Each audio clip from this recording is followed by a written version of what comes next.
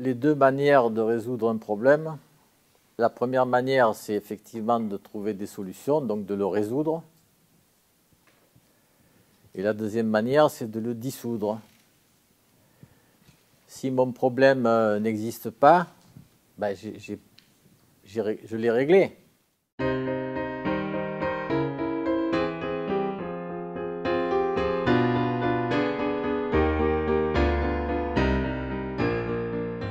La peur, elle est dans celui qui observe, dans le regard de l'observateur. C'est nous qui créons, c'est moi qui crée ma propre peur.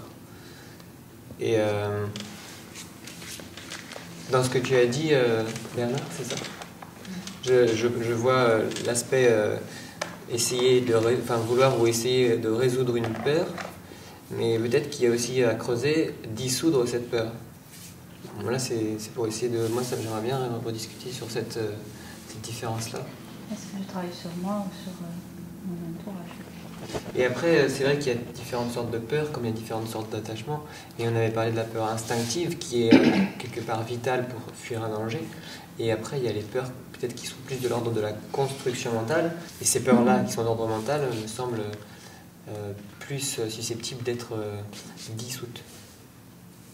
Mettre des mots sur ce que je vis me permet finalement, c'est comme un premier pas d'acceptation. Je l'ai, cette colère, elle est là. Tac. Et je l'ai dit, et puis derrière, ça a avancé, quoi. Dans mes rêves, dans tout ça, enfin, la nuit m'a aidée.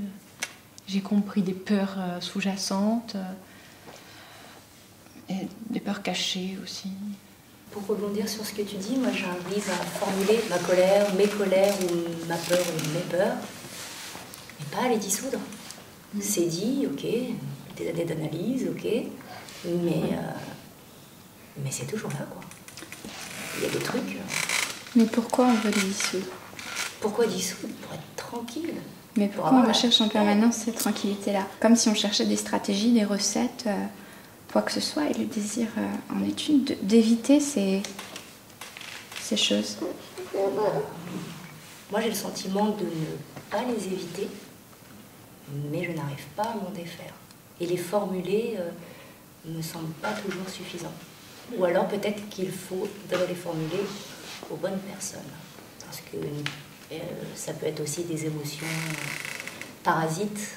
Et quelque chose qui m'agace, c'est peut-être autre chose de bien plus antérieur ou qui vient de quelqu'un d'autre qui m'agace. Mais en même temps, c'est compliqué. Aller fouiller dans son passé seul, ça va. Aller fouiller dans son passé et aller dire aux autres et aux personnes qui nous ont éduqués, etc., toutes les choses qu'on pourra avoir à dire, c'est quand même sacrément compliqué, donc je ne sais pas. Moi j'ai une question, est-ce que le problème il est hier ou il est aujourd'hui? Le problème il est dans le présent, avec les bagages qu'on a. Et on a forcément des bagages, des valises familiales, personnelles, ensuite maritales, familiales, donc des bagages, chacun avance avec ses valises et il y en a plusieurs pour avancer au quotidien. Ce que j'ai pu constater aussi, c'est même si tu n'es pas préoccupé par le passé, il est souvent dans le présent aussi. Oui, c'est ça. Donc, il te rattrape, quoi.